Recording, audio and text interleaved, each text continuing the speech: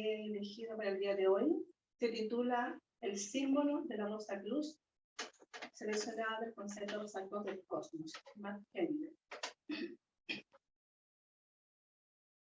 Cuando se busca el significado de cualquier mito, leyenda o los símbolos de valor oculto, es de absoluta necesidad que comprendamos que, como cualquier otro objeto del mundo tridimensional, puede, o mejor dicho, ser considerado desde todos los puntos de vista para obtener una comprensión plena y completa de él. Porque todo símbolo tiene cierto número de aspectos. Cada punto de vista revela un aspecto diferente de los demás, y todos tienen el mismo derecho a que se los tenga en cuenta. Visto en toda su plenitud, este símbolo maravilloso contiene la clave de la evolución pasada, constitución presente y desarrollo futuro del hombre, junto con el método de realización.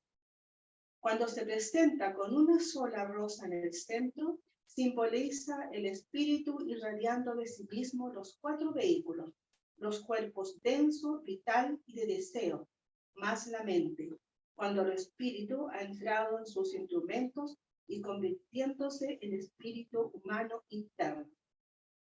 Pero hubo un tiempo en el que no se había alcanzado aún ese estado, cuando el triple espíritu estaba fuera de sus vehículos y no podía aún entrar en ellos.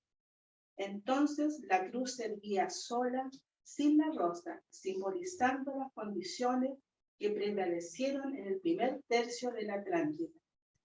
Todavía hubo un tiempo en el que el madero superior de la cruz faltaba y la constitución del hombre se representaba por la Tau.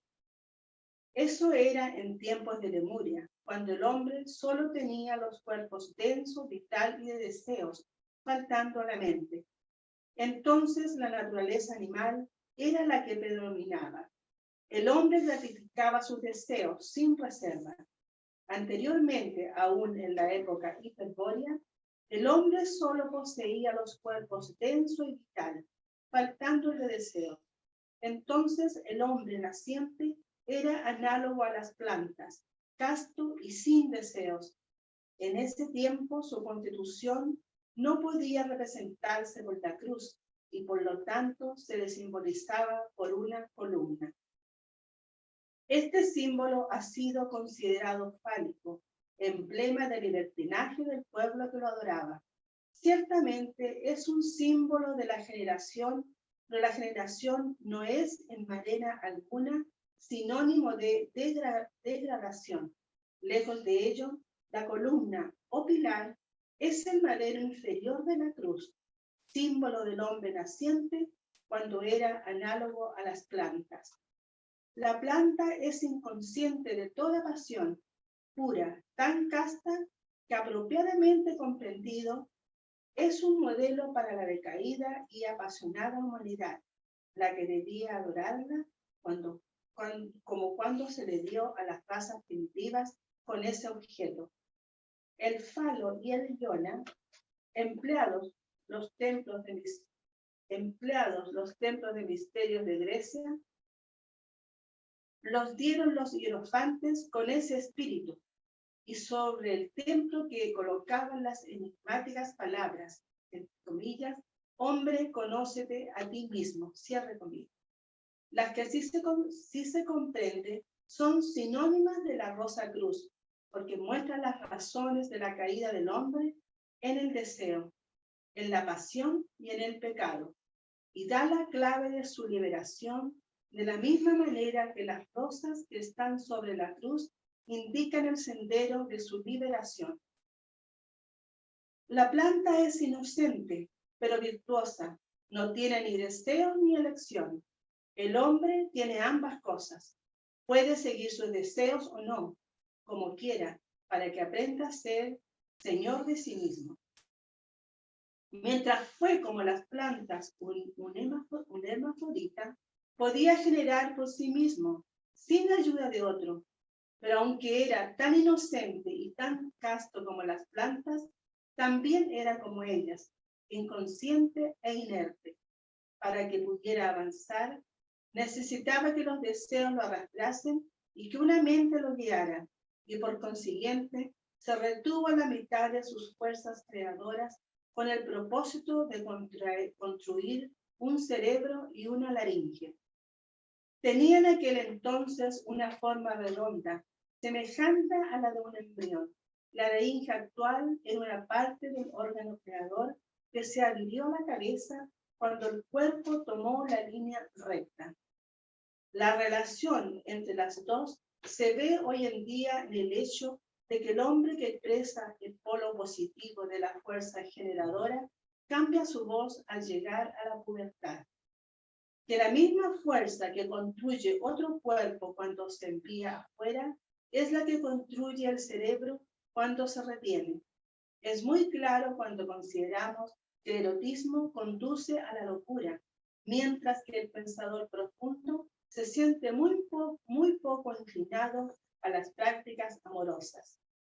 Él emplea todas sus fuerzas generadoras en crear pensamientos en vez de malgastarlas y gratificar sus sentidos. Cuando el hombre comenzó a retener la mitad de su fuerza creadora con el objeto arriba mencionado, su conciencia se dirigió hacia adentro para construir órganos.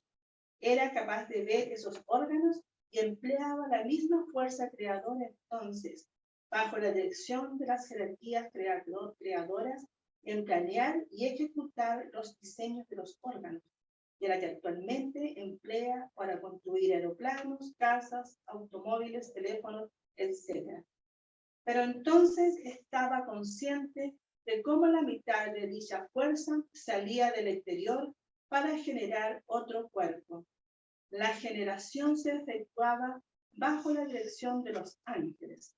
En ciertas épocas del año, estos agrupaban a los hombres en grandes templos donde se realizaba el acto creador. Pero el hombre era inconsciente de ello. Sus ojos no se habían abierto todavía, y aun cuando le era necesaria la colaboración de un ser que tuviera el otro polo o mitad de fuerza creadora necesaria para engendrar, al principio no conoció a su esposa. En la vida ordinaria, el hombre estaba encerrado dentro de sí mismo, por lo menos en lo que al mundo físico concernía. Pero esto comenzó a cambiar cuando se le puso en tan íntimo contacto con otro, como en el caso del acto generador. Entonces, por el momento, el espíritu desgarraba el velo de la carne y Adán conoció a su esposa. Había cesado de conocerse a sí mismo. Así que su conciencia fue concentrándose cada vez más en el mundo externo y pidiendo correspondientemente su percepción interna. Esta no puede readquirirse nuevamente hasta que haya pasado el estado en el que necesita otro ser para engendrar y haya llegado al punto en el que pueda utilizar de nuevo toda su fuerza creadora a voluntad. Entonces tornará a conocerse a sí mismo como cuando atravesaba el estado análogo al vegetal. Pero con esta importantísima diferencia, entonces usará su facultad creadora conscientemente y no se verá restringido o emplearla únicamente en la generación o procreación de su propia especie, sino para crear lo que quiera. Tampoco empleará sus actuales órganos de generación, sino la laringe, que hablará la palabra creadora dirigida por el espíritu por medio del mecanismo coordinador del cerebro. Así que los dos órganos formados por la fuerza creadora serán a su debido tiempo los medios por los cuales el hombre se convertirá en un creador independiente y consciente de sí mismo.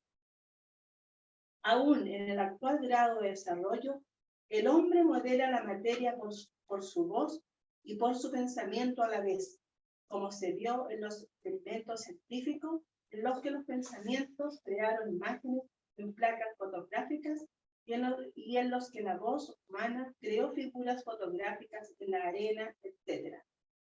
En proporción directa a lo desinteresado que sea, el hombre podrá dar salida a la fuerza creadora que contiene. Esto le dará poder mental y le permitirá utilizarlo para el mejoramiento de los demás, en vez de degradarlos y sujetarlos a su voluntad. Aprenderá entonces a dominarse a sí mismo y cesará en su intento de dominar a los demás, salvo cuando lo haga para su bien, pero jamás con fines interesados o egoístas. Únicamente el que se ha dominado a sí mismo está calificado para dominar a los demás y para juzgar competentemente cuando debe hacerse así y que es lo mejor para ellos. Vemos, pues, que a su debido tiempo, el actual modo apasionado de generación será seguido por un método más puro y eficiente que el presente. Y esto está también simbolizado en la Rosa Cruz, cuando la rosa se coloca en el centro entre los 4 brazos. El madero más largo representa al cuerpo, los 2 horizontales a los 2 brazos y el madero corto superior a la cabeza. La rosa está colocada en el lugar de la laringe. La rosa, como cualquier otra flor, es el órgano generador de la planta. Su verde tallito lleva la sangre vegetal incolora y sin pasión. La rosa, rojo sangre, muestra la pasión que llena la sangre de la raza humana, pero en la rosa el fluido vital no es sensual, es casto y puro. Así que es un excelente símbolo de los órganos generadores en estado purísimo y santo, estado que el hombre alcanzará cuando haya limpiado y purificado su sangre de todo deseo, cuando se haya hecho casto, puro, análogo a Cristo.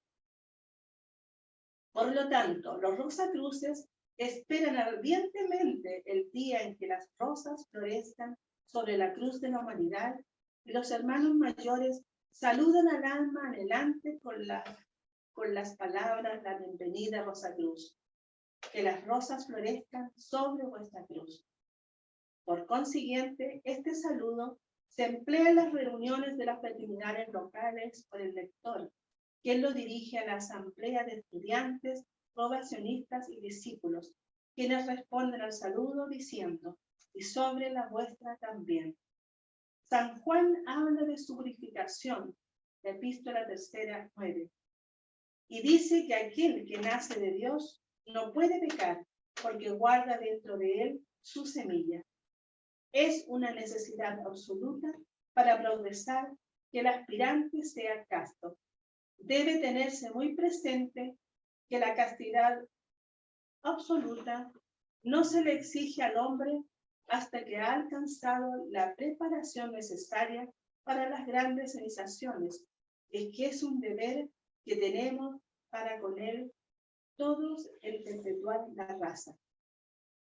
Si somos capaces mental, moral, física y financieramente, podemos ejecutar el acto de generación como un santo sacrificio ofrecido en el altar de la humanidad, pero no para gratificar el placer sexual.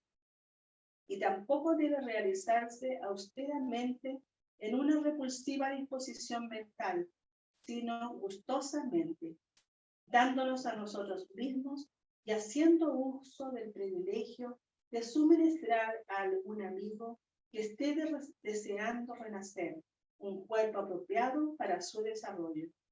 De esta manera, también lo ayudaremos a que florezcan las rosas sobre su cruz. Muchas gracias.